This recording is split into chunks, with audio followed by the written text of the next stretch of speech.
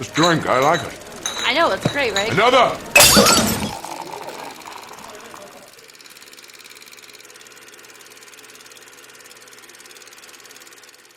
What is going on, everybody? Welcome back to a brand new episode of Film on Tap, where we've got the tap that never runs out. As always, I am joined by my wonderful co-hosts, Nancy and Andres. How are you guys? Are you getting amped for summer? Oh, yeah. We're It's been getting a busy hot. weekend. Yeah. How hot is it over there? Define busy.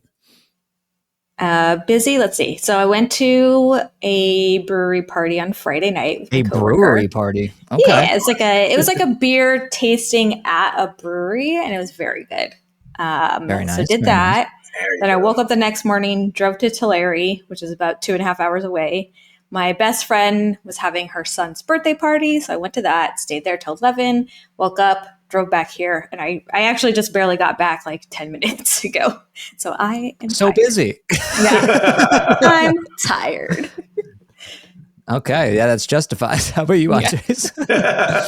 I mean, over here, we just literally fixed our AC, I think about 3 or 4 days ago before this massive heat wave.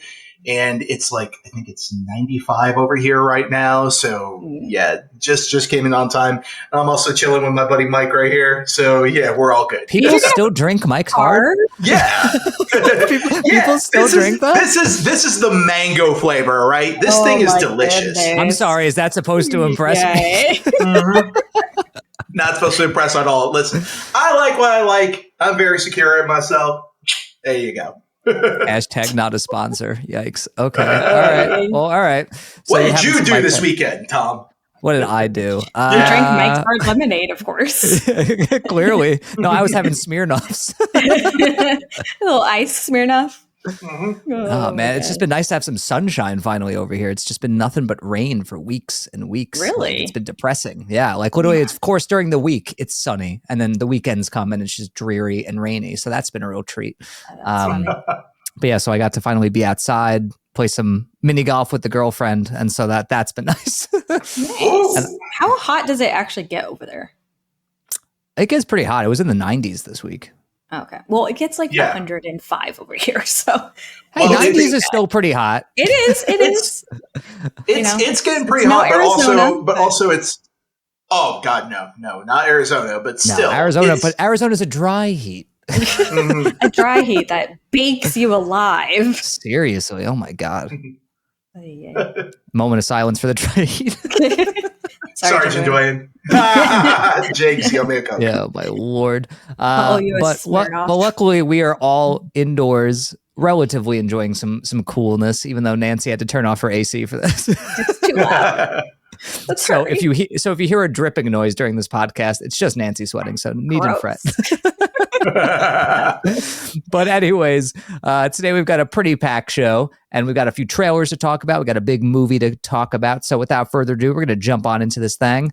And the first trailer that we're going to be talking about is one that came out a little while back, but we never got a chance to talk about it. And it's the new trailer for The Black Phone 2, which is the new horror sequel hitting theaters this fall, I believe. And it's got Ethan Hawke back as the grabber. It's also being directed and it's been directed by Scott Derrickson, written by C. Robert Cargill, the dynamic duo that brought us the first film. So that's exciting. So this is our first big peek at the sequel. I definitely did not expect this movie to get a sequel, but here we are. And let's talk about this first trailer. Nancy, hit us with your thoughts. Yeah, when I first heard they were going to make a sequel, I was like, this is not something we need. It was such a good story. I didn't want them to ruin it. And then once I saw the trailer, I was like, oh, no, I do need this. This looks very good. I'm curious, though, how they're going to do the plot of this movie, though, because it's, spoiler alert, if you haven't seen the first movie, he dies. So Andy's back as the grabber. And, we have the line where he says, more than anyone that, death really doesn't mean anything. So I'm curious if they're going to go a Freddy Krueger route where he's kind of somehow harming people through their dreams, or if it's going to be more to do with the sister. Because as we saw in the last one, she was able to communicate, with people on the other side. So I'm very curious how they're going to do this one. That was one of my favorite things about the first one was I was so grounded in kind of real life situations where, there's all these kidnappings and kids are disappearing. And then it has a splash of that supernatural element to it, whereas this one seems it's almost reverse, where it's like very supernatural, focusing on that instead. So I hope they can still find a balance somehow. But yeah, I visually and like everything else, it looks really good. I freaking love Ethan Hawke as the grabber. He did such a good job in the first one. So I'd say I'm excited about this. All right, Andres, what are we feeling?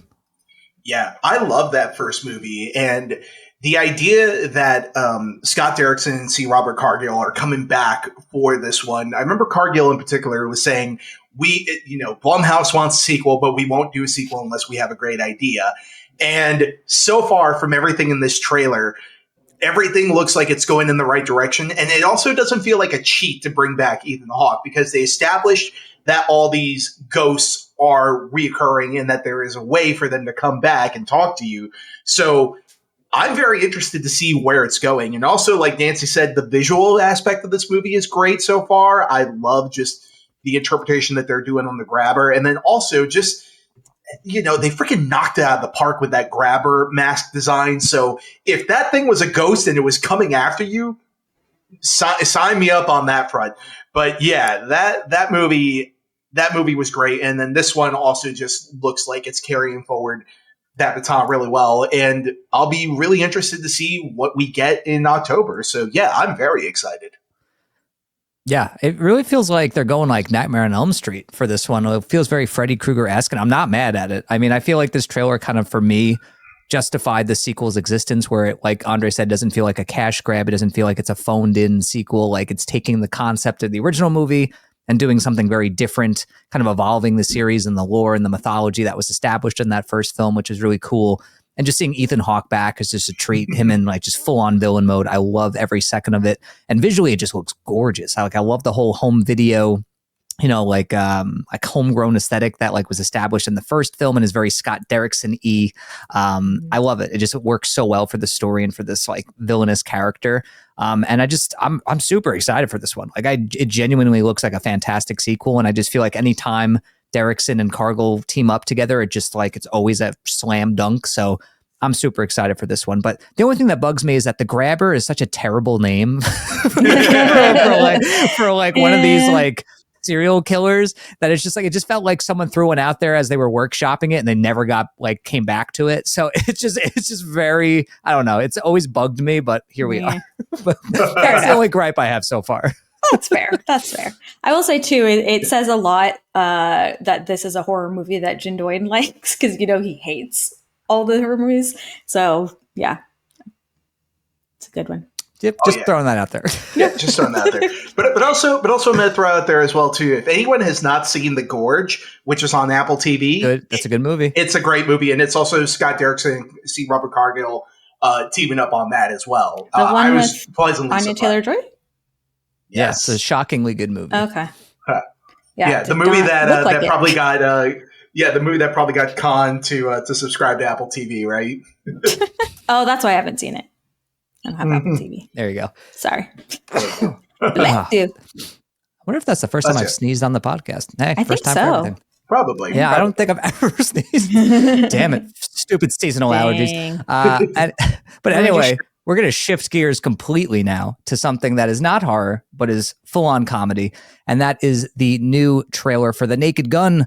I guess this would be a reboot, but it kind of feels like it might be a continuation, since Liam Neeson apparently is playing the son of Leslie Nielsen's character. So it's one of those requels. But this is our first look at the new comedy that stars Liam Neeson as our prime character here, and it just looks like it's trying to be a full-on goofy comedy like the original series, and we get a whole bunch of jokes in this trailer. It comes from Akiva Schaffer of Lonely Island fame. What do we think about this first big look at the movie? We got a teaser a little while back, which was pretty funny, but now we got a full spectrum of jokes to talk about here. What do we think? Let's start with Andres on this one. I'm loving this trailer so far in terms of all the visual gags and all the like just the slapstick humor, which has been very, very missing from comedies in general lately. And so far, I love the fact that this is a comedy that doesn't take itself seriously at all. I mean, just also even following the aspect of that cop movies have changed in the past 30 years since the Naked Gun movies have arrived. And I love the fact that there is even a slight little nod or hint to what the movies look like today with the what's called what is the David Ayer movie with Jake Gyllenhaal again? End of Watch. End of Watch, yeah. Like the End of Watch aspect where it's like, oh, using the body cams to film, but then he's just the only thing is that you're watching him eating a hot dog and getting diarrhea, and then him just shooting at the bathroom so it clears up. I thought that was all hilarious, but also just even the writing as well too, where again it's Frank Drebin. But then it happens to be legacy son characters of all these legacy characters. And I thought that was amazing. And they had that entire moment in the trailer where they're just like looking at a hall of their parents and their dads. And then it cuts to the one guy whose father is O.J. Simpson in the original movies. He's like, nah, I'm not going to say anything. We're done. But just all the visual elements and all the writing elements in terms of the jokes and the executions. I mean, some of the stuff you don't even think of. It's like, please take a chair. And then she walks out with the chair. I'm just like, this is flat out just, I feel like spoof comedies are coming back. And this movie in particular, I'm just really excited for. Liam Neeson looks like the perfect, person who's just been established as this serious actor. And now he's just doing comedies and he actually works in this entire world. So, you know what? Sign me up. I'm super excited to see this movie. How about you, Nancy? Yeah, I actually just saw the Naked Gun movie, I want to say a few weeks ago. I had never seen it. And it was pretty good. I was surprised that I liked it as much as I did. And I feel like this looks even funnier than that. I was laughing the whole time during this trailer. It's so good. The whole man's laughter line was I was cracking up. It was so good. Interesting that we get Pamela Anderson in this, which kudos to her. Like she's making she looks great. Yeah, making a comeback. And the fact that we're getting these type of comedies again, I freaking love because like Hot Shots and Hot Shots Part 2 was like, we used to watch those all the time and they were just so funny. So I'm glad that we're getting these types of comedies back again. And I think this is going to be a great movie. Yeah, man, I miss these kinds of comedies, just like silly, goofy comedies, Hot Shots or Top Secret, the scary movies, just like these movies that just like don't take themselves too seriously. The humor is so dumb that it's amazing. I miss those kinds of movies. And this one reminds me of that in all the best ways. I mean, I think the hardest I've laughed at a trailer this year is the part of this trailer where they're like, yeah, we might be closing down soon and a Spirit Halloween sign comes up. I cannot tell you how hard I laughed. I was like, that is designed for me to laugh at. Like that, between that and the manslaughter joke, I was just dying. And Liam Neeson is playing it so perfectly serious that it works terrifically. And I feel like Schaefer just like he understands the character. He understands what this movie should be. And I think it's going to be really funny. I mean, this trailer is consistently hilarious. So I'm really excited for this movie. I'm hoping it's as funny as it looks and that we're not just seeing the best jokes in this trailer, but I'm super excited. I miss this kind of movie. And I hope that this kind of signals the return of those kinds of movies because we need them, especially in these times where things are kind of dark and dreary. We could use some dumb, goofy comedies again. And I'm hoping this one is going to be the first of many. So yeah, I'm really excited for this movie and I can't wait to see it. Liam Neeson, he had his action era. Let's bring on the comedy era, folks. Let's do it. Yeah. Definitely. I think also if we don't, I'd be okay if I don't see another trailer because that's one thing I was worried about is like, oh, are we seeing all the best jokes? If I see this trailer too many times, by the time I watch the movie, it's going to be like kind of eh. So I think I'm going to try and avoid at all costs just watching it again, anything like that till the movie comes out so that, all the jokes are fresh. Yeah, I think the trailer has given us more of a sense of what the movie is going to be like more than anything else. Like Tom said, that teaser was very much just a teaser, and it got the point across. But I think what we got with this new trailer is we got the actual tone of the movie. It is not serious.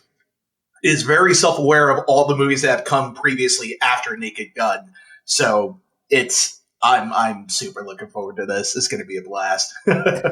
Yeah, I can't wait for this one. And then the last trailer we're going to be talking about today is another musical biopic because we don't have enough of those. So we're going to have a brand new one here. It is the Bruce Springsteen biopic, Deliver Me From Nowhere, which stars Jeremy Allen White as Springsteen himself. This is our first big look at the movie. What do we think? Are we excited for this one? Are we fans of Bruce Springsteen? Let's start with you, Nancy.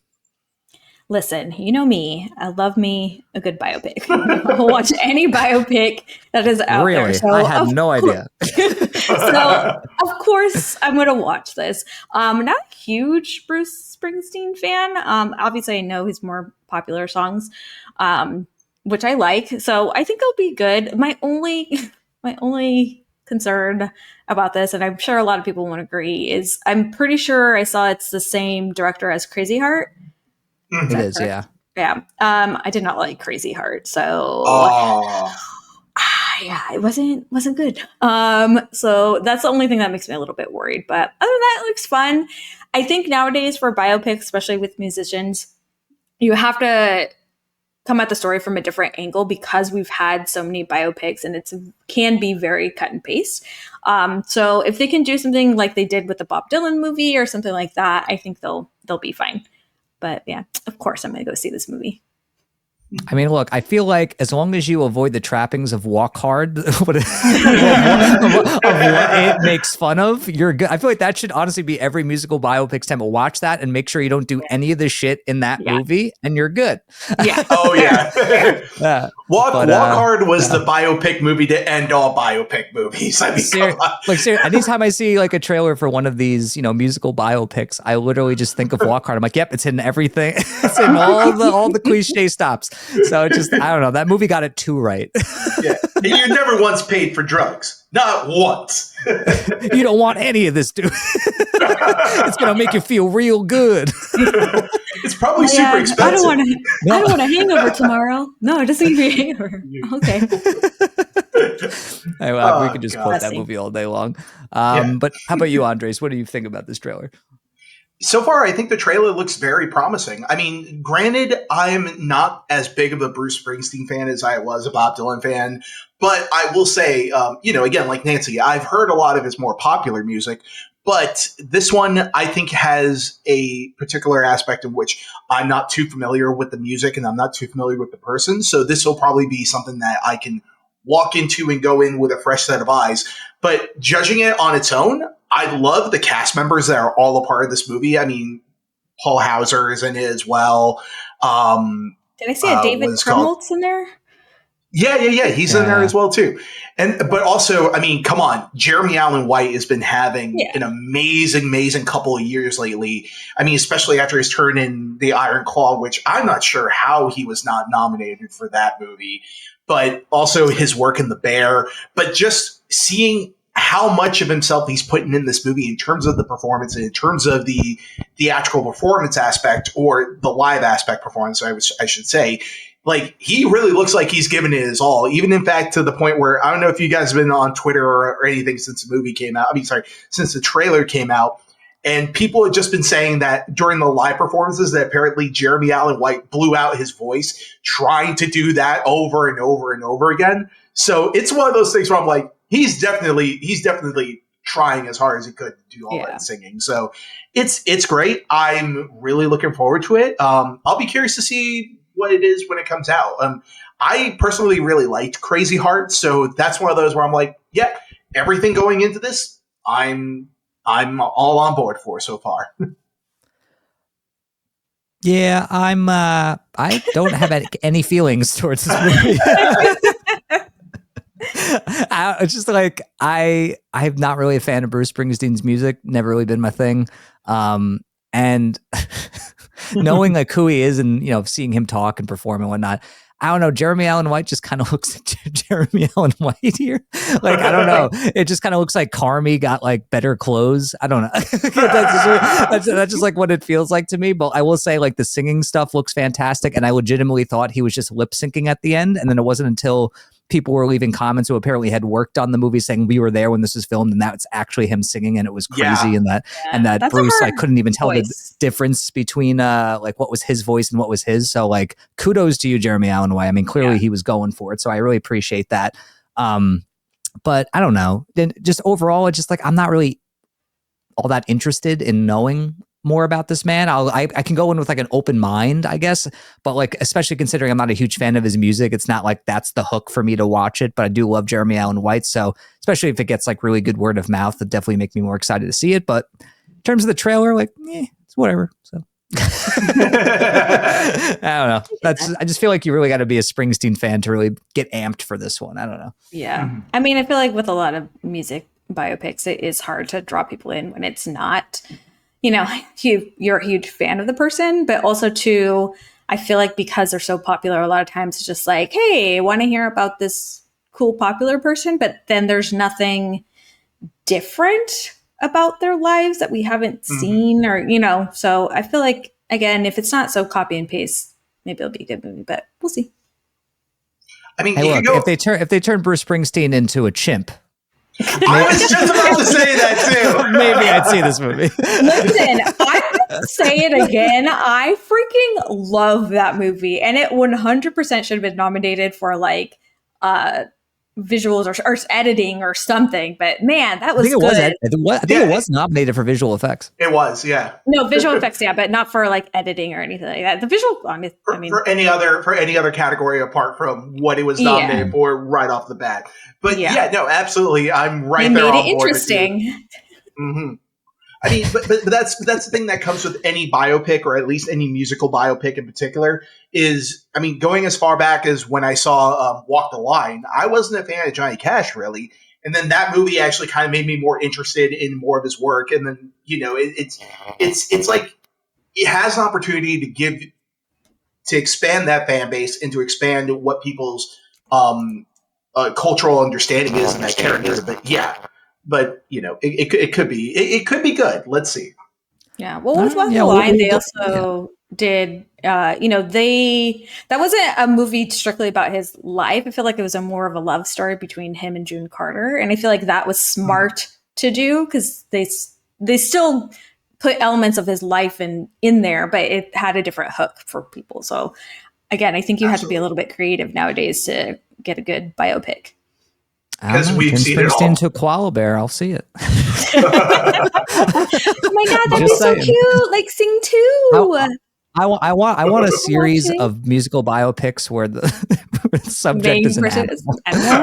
Let's do it. Let's go for it, man. Yeah, I'll watch it. I'll watch all of those. 100%. I'll be there opening night.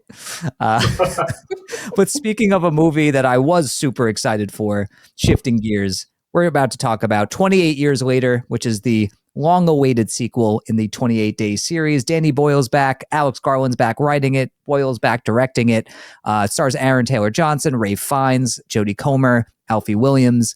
This one has been one of my highly anticipated movies going into this year. I was super excited for it. I was really hoping it wasn't going to let us down. But before we jump into our thoughts on this movie, obviously, if you haven't seen it, we're going to be going into spoiler territory. So if you haven't seen the movie, you're going to want to stop watching or listening to this episode because there's going to be some heavy spoilers dropped. But if you have seen the movie, definitely stick around. And if you go and see the movie, definitely come back and watch the rest of this episode or listen to it. But without further ado, we're going to talk about our general thoughts first. And then we're going to dive into some spoilers, what we liked, what we didn't like, that sort of thing. So let's start off with Andres. I know you're a huge fan of this series, so I'm definitely curious what your history is with the series, if you were excited for this one, and then go into your general thoughts, my dude. Yeah. So 28 Days Later was, for me, it was my gateway into horror movies back in 2003, all those years ago. And I still remember when I saw that movie for the first time, and I just went, holy crap, this is what horror could be. And so, honestly, the anticipation for 28 Weeks Later was at a high for me. And then I really actually felt really disappointed by that movie. And then, it just kind of feels funny that we get like at least 20 years later since that movie. And I was expecting 28 months, but we actually got years in its place instead. So that's great. As we talked about before with the trailers were all spot on. They were great. They presented a horrifying and a terrifying atmosphere as well. And then also the unpredictability of what happens 28 years later from the original outbreak. How is that going to change certain things? And there were so many questions I had. The trailers were knocking it out of the park for me. And then finally I saw the movie, and I will say Danny Boyle and Garland have not lost a step since 2003. I mean, just what they present here is so on point. It's terrifying, unpredictable. It's a fast-paced survival horror picture. But the more important thing about the movie as a whole is that it doesn't lose sight of the human aspect, which I was a little afraid that they were going to do with making the scope a little more broader and using the time to sort of really kind of get their point across. But honestly, it was all still such a great experience seeing this. And Garland and Boyle, it's just great to have you back. And I thought it was a standout movie. I thought it was fantastic. So there you go. All right, Nancy. Cool. So I didn't see the first two, which turns out doesn't really matter. What I did was I just watched like the summary videos I have, like 5-minute videos of each movie. I had started to watch the first one, but for whatever reason, I just couldn't get through it, which was funny because when I watched the summary, I was like, oh man, it gets good at the end. Like, I should have hung on a little bit longer. And then same with the second one. I mean, it seemed fine. I really was curious how they were going to do this, if they were still going to be quarantined, or like, because at the end of the second one, it says like it's kind of spreading to London, and I thought maybe it would spread everywhere. So I actually kind of like the fact that it was still contained to one area, and we get this now quarantined island where people, have been surviving without the government essentially, and like living on their own. So I think that was a really good way to do it. This movie was fucking weird, and it was like tonally all over the place, and just, I feel like it was such like, yeah, it was very all over the place. And for some reason, it freaking worked. I loved it. I feel like at the beginning, you get a little bit more zombie horror-esque, and a lot of the more gore and action and stuff like that. And then it slowly shifts into more of a human story, and we get a little bit less of that. I can see why it's not for everyone. It gets a little bit wacky, which I absolutely love, but, what I equate it to is almost like how the Beatles were from like the first time they started to the end. You get such a drastic change, but for whatever reason, it works really, really well. All the acting was great. There's 2 sequences in this movie where I was like, oh my God, these are just beautiful, which we'll talk about in a little bit. But overall, I just had such a fun time with this movie. And even though I didn't see the first 2, I would say I feel like if I go back and watch them, I would still like this one the best. So great movie. There you go. Yeah, I mean, I was super excited, like I mentioned at the start of this discussion, for this movie. I think the original movie is just one of the best zombie movies ever. I think it just did something radically different with the genre. And also, I think that might have been, it was either that movie or Batman Begins that introduced me to Cillian Murphy and just how awesome he is. And so it definitely has a special place in my heart. And I love that film. And I really wanted to see, after all these years, what Boyle and Garland could do in this world, what story they could tell, how they could evolve the series in a way that makes it feel justified that we're getting this new installment and possible trilogy now, since we have another one already filmed and in post-production headed to our way, which I'm really excited about. But I'm really happy to report that I genuinely love this movie. And I kind of love how divisive it's been, because something that I've seen online since the movie's come out is that there's so many people that either love this movie or just despise it and were severely disappointed, because I think they went in with different expectations and wanted different things. But for me, I love the big swings. I love what Boyle did here. I mean, it's filmed beautifully. I love how kinetic and frenetic it is. I love the performances. I love the emotion of this film, which sneaks up on you and it's a beautifully human story told in the zombie context, which is wild. And it gives you everything you want from a 28 Days movie. I genuinely just loved every second of this thing. And it just felt, again, so fresh and new for the zombie genre. And it's amazing that Boyle and Garland are still able to do that all these years later after countless zombie movies. And yeah, I really love this one. I really only have maybe one minor issue with the movie, but other than that, I think it's my number 2 of the year right now. So there you go. Nice. There you go. I like that they did the zombie. It was almost like they had devolved into like cavemen and cave women, but at the same time evolved where now they have an alpha and almost like a pack of wolves, essentially. And I thought that was a really interesting way to do the zombies. And holy crap, the way the alpha like killed people, it's like, oh my god, Jesus, that alpha was fucking insane, dude. Yeah, and I'm not just talking about the dick size. I mean, my god. Oh my god, I was waiting for it. See that was the thing, is that the second we came out of that theater, I was like I had so many great things to say about the movie. I'm just like, oh my god, Samson running around with that thing, and then Jen was just like, I did not even notice. It's like, what do you mean you didn't notice? One of my favorite parts of seeing the movie was like, I think there was like one scene where like it was just like in your face, like when he takes the head, right? Or something like that. But then there was like a girl next to me, and she like literally whispers to my friend, she's like, "Oh my god, look at his dick." And I was like, my god. That doesn't make that scene even worse or better, whatever have you. But Ray Fiennes like has to take something from his hand, and then the thing is like Ray Fiennes' hand is in the frame to give it space and scale, and then all of a sudden you're just like, Jesus Christ, that thing is about as big as his arm. Are you kidding me, guys? Yeah, I guess this virus is the one kind of steroid that doesn't reduce your dick size. Jeez, but anyway, enough about dicks.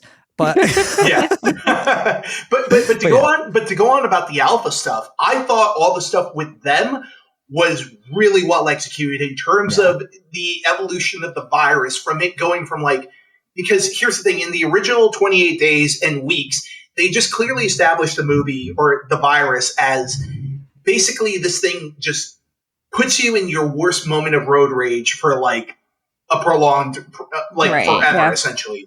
Yeah. And what I love about it is that in order for these people who are infected to survive, they would have needed to eat, drink. They would have needed to at least form some kind of pact or try to find a way to survive in this element. So I love the fact that they got into this mentality of what a herd like of the rage virus looks like. But also on top of that, what do the people that are infected look like when they clearly cannot move and they're actually slowed to the point where they're just eating earthworms? They are slowly walking there on people and stuff like that. So I thought it was a really interesting aspect of what they did with the infected in this movie. And I thought it was equal parts terrifying and then also just, terrifying and also just kept you on the edge of your seat the entire time. I mean, with that one scene with Spike and his mom sleeping, and then slowly that infected comes over and comes up on him, is eating his shoelace, thinking it's an earthworm, and I'm like, oh my god. Which also, how the hell did he not wake up? There is no freaking way. You cannot be that tired. There's no way. I don't know, but I like that they showed different kinds of infected. Like you have like the bottom dwellers, you have the normal ones that you saw in the first two films, you have the alphas. Like there's all these different types now. And I thought that was a cool way to I got like a zombie baby or whatever. And it's just like there's so many different things in here that are great. But I can't discuss this movie without saying how beautiful and adrenaline fueled the sequence with the alpha chasing the father and son in this movie is. I remember it was literally just like holy shit, and then it would cut to a wide shot. I'm like, oh, that's pretty. Holy shit, holy shit. Like it was just like what a gorgeous and incredibly intense sequence where like it just goes to show you like you can have something beautiful and horrific happening at the same time, and that's kind of like what the world they're living in is now. And it was like an amazing way of showing that. And just the way this movie's filmed is gorgeous. I mean, the way he filmed this with an iPhone, the way he shoots some of these zombie kills looks incredible. And it's just the fact that Boyle's still making a movie as energized as this, at this point in his career is just amazing. And it's amazing how fresh this movie feels. Like it never feels boring or generic. And I love that. Yeah, and that's the thing that you get with Boyle, too, is that Boyle, I mean, he could have made it 28 years or 28 months later at any point in the 20 years since. And I love the fact that he and Garland spent all that time really trying to crack down on the story, and they tried to do it, and they actually came up with a couple of drafts, and then they were just like, well, this isn't good. This isn't something that would get me excited to film another zombie movie again. But I love the elements that they're currently already playing with right now, and just the interpretation of everything from the point of view of it being Spike is the POV character for this movie. Which could we also just talk about how great Alfie Williams is in this freaking movie? Yeah, I think it's his first movie. Yeah. I didn't realize he was going to be... I like that it shifted to like him being the main character. I really thought it was going to be Aaron Taylor Johnson the whole time. Although during that chase sequence, I did think, I was like, oh man, they're probably going to kill him. Like, that's going to be the plot of the movie? Is that his dad dies and he goes and like tries to seek revenge or something. So I loved it. And he did such a good job. Man, give him some more movies. No. He was very good. Well, he's got two more. If this yes. He's got one more at least. But with the box office for this so far, I'm pretty sure we'll get an announcement that we are going to get that third part any day now. So that's great. But sorry, Tom. But to go back to your point about how beautiful this movie is, like, it's just incredible. Just the creativity that's in play here. Just not only with how they use a camera that's as light as an iPhone, but also in terms of doing the 360 bullet time thing with the zombies as well, too. So cool. I mean, that is such a fresh way to show exactly like sort of like that desolation of time when you're in the middle of a traffic accident or you're in the middle of something horrible that's going to happen. And then when you're seeing all these infected running all at once, and then it does the 360, and then it's so masterfully done. And I will say that shows how on the ball and how creative Danny Boyle is in terms of trying to deliver something different to an audience today that has grown up with, stuff like The Walking Dead. And honestly, before this movie, zombie movies were kind of a little overplayed by this point. I mean, granted, you have The Walking Dead to thank for the popularity of it to a certain extent, but I feel that Danny Boyle and Garland really stepped up to bat with trying to present something different and trying to present something that has truly never been seen in a theatrical space before. And then also on top of that, because of the aspect that this is shot in an iPhone, I went to go see this in a Dolby theater, and there are maybe only one or two shots where I was like, oh, this is definitely just like an iPhone. But for the vast majority of the movie, it still looks pretty damn good. So, yeah, I was really impressed with the cinematography and the execution of the visuals on that aspect. So there you go.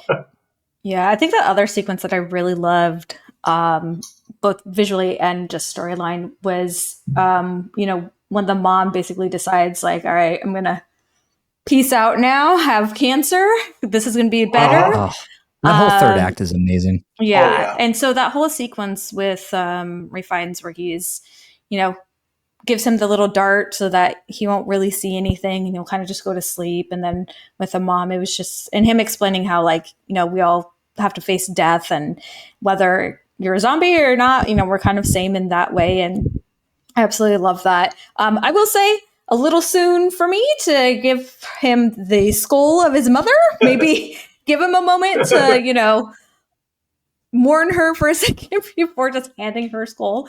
I mean, it was a beautiful thing, but yeah, for me, it was just like, oh shit, okay. It was a little jarring. That was one of my favorite sequences in the movie. No, I mean, we need to absolutely just talk about that whole third. I mean, once Ray Fiennes comes into the movie, it really like transforms into something that's like emotionally devastating and like potent, and like Ray Fiennes is just so good in this movie, and just the way that whole third act plays out, how like somber and like melancholic it is, but also just like how just emotional it becomes. Like the fact that, like, especially when he's like climbing the Tower of Skulls to kind of place his mom's at the top to like position it toward the sunset and everything. I was like, am I crying at a fucking zombie movie? Like, I was like, geez. And it was just like such a wonderful surprise where it's just like, I mean, the whole movie felt that way, where it's just like, I felt like I was feeling things that like I just don't normally feel while watching a zombie movie. It just felt so fresh and new. But to really bring that emotional element, I think was what really made this sequel really work for me. It just felt so human and it felt so raw. And I really love that. And it just makes me more excited to follow, this, Spike in the sequel here. And I think Jodie Comer is also phenomenal in this movie. Yeah. And I think you're right. I think Ray Fiennes definitely drives that in the third act. He played it so well because, technically he's a doctor. And so it's this interesting combination of, he comes from science as a doctor, but also he's very philosophical. And I think that was he did such a great job of finding that balance between the two. Yeah. And I love the fact that, we're hearing stories about this Dr. Kelson all throughout the movie, and everyone has a story about when Spike's father saw him 15 years previous and he was gathering up all the bodies. And then the second he caught an eye of them, he basically was just like, hey, how's it going? And to the wrong person and under the wrong context, that looks like, holy shit, that's a crazy guy. Like, he's just gathering up bodies to do what? We don't know.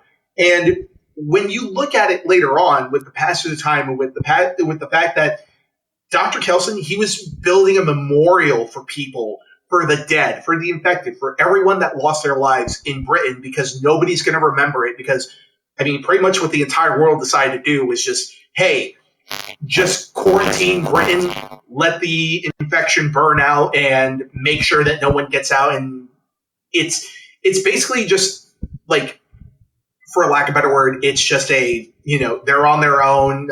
Britain is completely disavowed from the rest of the world, which, again, it's getting closer and closer to those times, so who knows? But at the same time, I do love the aspect that Dr. Kelson was presented as this person that would be horrifying, and then when you finally get a chance to meet him and get to know what he's like and what's going on behind his head, you're just like, oh, he's probably even more human than anybody we've come across in this entire movie. And he's also very empathetic, and to even to the extent where he doesn't necessarily look at the infected as like, oh, like they're not people as well. Like, he could have killed that the alpha in that moment. Mm-hmm. But you know what? He just probably took him out. Yeah, he gave him a lot of morphine and just was like, all right, well, we got to run before he comes to. So come on, guys. But I love the fact that it totally played on the expectation of, like, again, we thought he was going to be this crazy Colonel Kurtz person from the trailer. And then we watch him in the movie and he's actually probably the most empathetic and human of any characters that we've seen in the movie. And I thought Ralph Fiennes played it so perfectly to a T. Even to the extent that not only is he great at balancing the emotional elements, but he's also really funny at points too. Like, he just has that moment where all of a sudden he finds that the baby is birthed from an infected, and he's like, I always wondered about that. All right, great. The wonders of the placenta. I thought that was great. So Ralph Fiennes absolutely kills it in the third act. I think that's one thing that really surprised me was the humor. I did not see that coming. And Eric, I think was his name. He was hilarious. And it actually worked, because I feel like a lot of times they'll try to, squeeze in comedy into, horror movies or where it's not a comedy movie and doesn't always work. And it absolutely worked in this movie. I was laughing out loud so many times. It was great. Oh, yeah, especially his scene with the phone as well, too, where he's like, here, let me show you a photo of my fiance. And then he's just like, that was what is wrong with her face? Yeah. He's like, I know. It's like the girl who eats shellfish and is allergic to it. He's like, that's what it looks like. That was fantastic. But I also love the element of, because of the fact that Britain was quarantined and isolated from the rest of the world for more than 28 years, that the rest of the world just went ahead and still progressed to the point where certain things are not in the vernacular of Spike, where he's like, what's a delivery person? What's Amazon? What is traffic? Like, he doesn't understand. Online. Exactly. He's like, oh, yeah. Or like even when all of a sudden he's like, you wouldn't have a place to charge this over in your commune, right? And he's like, what do you mean charge? It's like, yeah, all these things would disappear from the vernacular had we not progressed from 2002 going forward. So I thought all those questions were really, really interesting as well. So so all those moments with Eric I thought was fantastic, and especially the scene, the train car as well too with Eric. That nail biting tension where you're just like, that alpha is gonna be coming by anytime soon. Y'all need to run, all right? Yeah. That alpha was not playing, man. He likes his scalps. Yeah. Oh, God. He loves the scalps, and it's not even like he just loves to just dangle them. It doesn't even have to be a human scalp.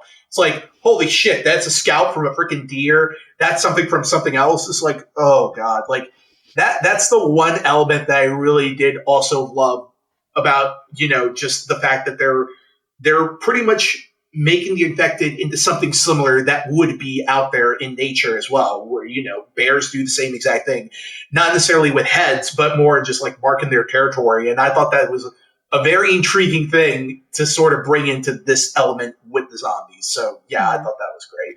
Do you think that was his zombie baby? Yeah. Yeah, definitely. So. Yeah. Okay. I feel like they made that pretty clear. Yeah. Okay. It wasn't because he was. I mean, I feel like the way he looked at the woman made it seem like they were together. Yeah. Mm-hmm. He's like, "Give me back my baby." Oh yeah. But turned to angry dad mode. I mean, even the mom, as soon as she gave birth as well too, she had that moment where all of a sudden she's like, ah. I was like, okay. Jodie Comer would have probably have not made it out at that point had it not been for Eric at that point. Yeah. But who knows? I thought that was such a cool moment though. Where wait, no, you go. Oh, it just makes me wonder. Had she had the baby, like, would she have eaten the baby? Like, what would they have done? Because it wasn't a zombie baby. It wasn't a zombie baby, but they did present the little child in the very beginning when Spike kills the slow infected in the very beginning of the movie. They kill the dad and then they kill the mom, and then you see this I think it's a girl or a boy, but they run off right afterwards. So I think there is some. I think there is an idea, or at least it gives us enough breadcrumbs to follow that. Maybe this baby is born uninfected, but then they become infected later on because that's just the way of the beast with these people. So, I don't know. The placenta is wonderful. Apparently. It's a wonderful thing, apparently. I was thinking that maybe the baby would have some sort of like immunity or something, and that's maybe where the next movie's going to go. But we shall see. They did play around with the immunity aspect in Weeks. The second one, but I think that this one, if they're going to go down that route at all, I would buy it more from this one than I do for 28 Weeks, because Weeks, I mean, I'm not sure if you've seen Weeks or not, but you did the summary. I saw the gist. Yeah. Oh, okay, there you go. But they sort of present the aspect that humans are immune to the virus if they have heterochromia, which is basically two different eye colors. And I thought that was the most stupidest thing. I was like, that does not make any sense whatsoever. Why? Yeah.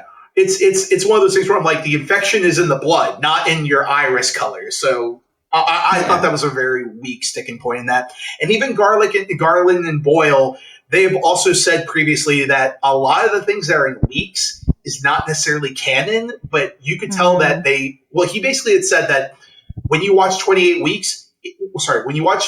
days, we won every battle. But then going into a sequel where more studio execs are looking at it, he was very clear that it's very clear in 28 Weeks, we did not win every single battle in that. And so I have a feeling that he was not 100% on board with what they presented in 28 Weeks later, which feels like a retcon of certain elements. Like they're like, yeah, let's not worry about the immunity right now. And then also it did not spread over to, France as well too, which they clearly established in this movie that a lot of the French forces are still around the area quarantining Britain as well. Yeah. So, yeah. Well, there you go. I mean, also, hooray for Aaron Taylor Johnson. I mean, he did a good performance. He's good. He's just such a mixed bag, man. I don't get it. It's frustrating because he's so good in this. I kind of enjoyed him in Nosferatu. I don't think anyone would have done well. I'm not talking Craven. No one could have saved Craven. Okay. I don't blame him for Craven, but it's just like I feel like he really needs the right material, the right director, and you get some good stuff out of it. Because I loved him in this movie. I thought he was fantastic. But anyway, like all the performances, fantastic in the movie. Really loved it. But we got to talk about the last scene because this one's been of much controversy. Talk about Jimmy. Jack O'Connell starred in two freaking fantastic genre movies this year. Good for this guy. But this was the part of the movie where it seemed to throw a lot of people. A lot of people were like, this felt like such an incredible tonal shift that like it just felt like a completely different movie, and I didn't love it. Personally, I loved the appearance of him and his like Power Rangers gang. Merry men. because obviously they're there to set up the second film, which is probably going to feature them substantially. But I thought it was so interesting, especially because Jimmy is the character you see as a young boy at the beginning of the film. They make that very clear, which I thought was a great way of tying it back to the start of the film, and also introducing us to a whole new breed of people that are trying to survive. And I'm very fascinated. I can't wait. Which also, on top of that, we have not even talked about that opening sequence. That opening sequence was fucking fantastic, I thought. Good stuff. I mean, just really getting. I mean, here's the thing: is that whenever you deal with the aspect of kids are in danger, I think all of a sudden that amps up the tension so much so, and just watching Jimmy go from house to house and then go into the church as well. Oof, my goodness. Oh God! And while watching Teletubbies, there go all the kids. Yeah, there go all the kids. But you get little glimpses of Jimmy. So in the zombie that they find in the house, you see Jimmy is carved into his back, and it says on like one of the walls, Jimmy. And to be honest, because of freaking accents and it's hard to understand people sometimes, I thought Aaron Taylor Johnson was Jimmy for a second. Yeah, that's what I thought. She says his name. his name's Jamie, but I thought she said Jimmy, and I was like, oh, okay, so he is that guy. And then we cut to the end. I was like, oh, okay, no, he's not that guy. And man, what a weird. I agree. I think tonally it does shift a lot, but for me it works. I think it does open up for the next movies to go into this like new world of like, all right, some people are being really fucking weird because they've been dealing with zombies. Yeah, exactly. But I have a lot of questions. And it's a cult. How are they like parkouring so well? Where did he get all his bling? What has he been doing this whole time? Where have they been purchasing their tracksuits? Yeah, exactly. Matching tracksuits. Yeah. So a lot of questions. I can't wait. Color coordinated tracksuits. Yeah, but I like all the big swings in this movie. I loved it. It worked for me, but I get it if it didn't work for other people. I liked the bits of like kind of archival footage that Boyle uses to sprinkle in throughout to draw parallels between what's going on and everything. Like it worked for me, and I think he's always been very good at that, of like splicing in those things. Whether it's like a Steve Jobs or even like a Sunshine or anything like that. Like I just feel like that's kind of his style and his shtick, which I think really works because it feels non-linear but linear at the same time, if that makes sense. And so like all those big swings here, they worked for me and it got me excited for what the sequel has in store. And I know Boyle's not directing the sequel. Nia DaCosta is going to be directing the sequel, which has me excited because I think she's a really talented director. And I'm amped. I'm amped to see where the story goes next. And I know for a fact that they're bringing back Killian for the second movie. And if they get the funding, he's coming back for the third. So there you go. Yeah. Now, like actually in the movie, or coming back Boyle in the confirmed it. Boyle confirmed it that he's coming back in the second movie. All right, don't just give me a stupid zombie that looks like him again. Oh no. It's so funny when that came out though, because apparently, like, obviously everyone was drawing parallels. Like, is that Cillian Murphy? And then apparently Cillian Murphy was asked about it. He's like, the fuck? Yeah, he's like, thanks, guys. He's like, all right. He's like, you think that's how I would come back? Yeah, for him, he's also the executive producer on this. Let's be real. That zombie looked like him. I'm just saying. It did. Mm-hmm. Sorry, Cillian Murphy. Yeah, Kai had a similar facial feature for sure. But the element of the ending where, here's the thing, it feels like a tonal shift, but I think it's a well-earned and a paid-off tonal shift, if that makes any sense. Because, we meet Jimmy, and he is that character. The last thing he was doing before the world stopped was he was watching Teletubbies, and he was probably a kid at that, and he was just like, you know what? What's the one thing I need to do to survive? Act like you're superheroes. Act like the thing that you're like turning this aspect of the Teletubbies into a cult to a certain extent and making the violence a cult in itself. I think that is very much just what would happen if the end of the world happened and we're just like, what do we know? We don't read, but we watch TV and we watch movies. So it is an interesting aspect to deal with in the sequel, but also what I really love the fact of, just think about it even further and thinking about what this movie is and the aspect that this trilogy will follow Spike. I feel that the first movie was him, the moment where he had to grow up. And then I feel that the second movie is going to be about him battling against the aspect of control in this environment, in control in the terms of the cult with the Jimmies, and also in terms of how all these people are isolated all on the island. And then the other thing too that no one really thinks about is that Nia DaCosta, her debut movie deals very much in the control element in terms of the underdog battling the element of government and the element of trying to get a passport into another country, which anybody who hasn't seen, I'm blanking on that film. It was fantastic. It's Tessa Thompson is in it as well too. So go check that out. And the aspect that she is going to be directing the next movie feels very much in line. And I see exactly why Boyle and Garland decided to go with her. And then also, she's great at directing horror. Anybody who saw Candyman will know that she is as creative with her execution of horror elements as Boyle is as well. So it's one of those where I can see exactly why Nia DaCosta is directing the next one.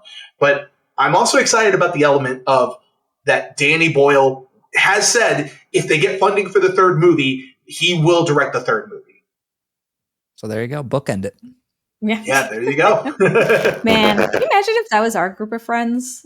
What our dumbasses would come up with in terms of what theme we would have? We'd be Power Rangers. I would just have a big S on my chest. Oh my God. You'd be the one person who didn't follow our theme.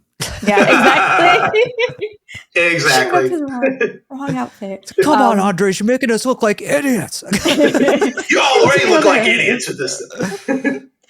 I think though that the humor, it was smart to put in the humor like that because I think it was a bridge between the beginning and the end of the movie. I feel like had you gone from the tone at the beginning of the movie and had the same ending, it would have felt too jarring. So I think that was smart. It was almost like slowly fading into a different tone of the movie, which I think they did a really good job of it.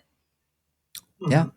I'm glad we all enjoyed it, but I'm definitely curious. What are your ratings for this movie? What are you feeling? What are we doing this out of 5 pints? What are we feeling? Whoever wants to go first, go. I'll give it 4.5. I think it was really good. I didn't really have any qualms with it. I will say the one thing that bugged me, which isn't really anything that I had an issue with, but I love how the mom was like, "Oh yeah, I was pretty sure it was cancer this whole time, but c'est la vie." Oh well, could have told you, but it's fine. So that part was a little bit weird. But yeah, I'm gonna go 4.5. I think it was really good. All right, 4.5. Andres? Yeah. So far, the more we're talking about it, the more that my rating just goes up for the movie, and it sat with me for a couple of days. And I'm very, very of the fact that I do want to go see this again. And in fact, I can't wait to go see it again. But for everything that 28 Years delivers, it delivers a terrifying, unpredictable story and also an evolution of the zombies that we really haven't seen. And Boyle and Garland are just two of Hollywood's just kind of weird odd couples, if you will, where whenever they come together to make something that you do not expect right off the bat. And it delivers something that you're like, I didn't necessarily think that would be it, but I still really like it quite a bit. So overall, I think this is a fantastic movie from top to bottom. There are a few elements here and there that keep it from being a flat-out masterpiece or a good movie. For me, some of my qualms is some of the needle drops don't really work at certain points. And then because of the element that this feels like it's a first part of a trilogy, that is kind of really indicative of the structure. So I feel like my enjoyment of this will only go up when we get to a next movie. But for me personally, as it stands right now, it's a 4.5 as well, too. This is such a great movie. It absolutely delivered on every element that I wanted to deliver on it. And it also gave me some elements that I thought I would never see in a zombie movie, much less a Boyle and Garland zombie movie. I'm joining the 4.5 party. I'm giving it a 4.5. It's a great time at the movies. As a fan of the genre, fan of the series, I couldn't have been happier with this one. Like I said, it's one of my favorite movies of the year so far. I think Boyle and Garland delivered a knockout of a sequel here, and it makes me even more excited for The Bone Temple, which is going to be the name of the sequel, which I can't wait. I think it's going to be. I just genuinely just love this film, and I will defend all of its huge creative swings. I think they work, and I feel like if you're not going to do something different, if you're not going to evolve the series, if you're not going to expand it, then why come back and do anything at all? Don't play it safe. And Boyle's never played it safe, and that's why I think this movie works so well and why it feels so fresh, just like that first film. So we all loved it here, but let us know in the comments what you think of 28 Years Later if you checked it out this weekend. And also let us know what you thought of the trailers for Naked Gun, for Deliver Me From Nowhere, and for The Black Phone 2. Let us know your thoughts on those trailers down below. And before we head on out, let's let the people know where they can find us on the interwebs besides this show. Let's start with you, Andres. All right.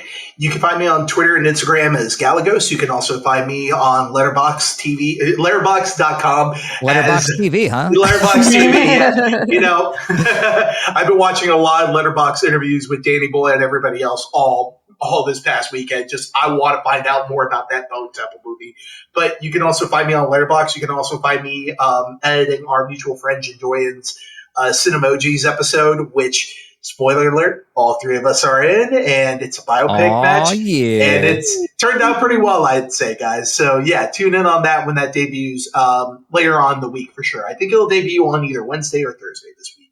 Oh, so, yeah, so there you go. And you can also find me on the High Voltage Media channel as well, too. We're putting the final touches on our Metal Gear Solid 3 retrospective. So that's going to be fun to catch up on that right before Delta comes out in August. So there you go. All right, Nancy. Cool. You can find me at @PL_Bandier on Twitter and Instagram. And like Andre said, you'll see us over on Cinemojis. That was a lot of fun. Little behind the scenes, I did drink a can that has THC and CBD during the match. So I was not the sharpest during that match, but it was a lot of fun. And of course, you can find me in the comments. That's all. There you go. Always good to be candid. And you can find me on YouTube and Facebook at Chattelbash Reviews. You can find me on Twitter and Instagram at Tom Chattelbash. And you can find me on Letterboxd at T Chattelbash. Thank you guys for tuning into a brand new episode of Film on Tap. Whether you listened to it or watched it, we appreciate it greatly. And we'll see you next time on a new episode of Film on Tap, where we've got the tap that never runs out. Take care, guys. Bye.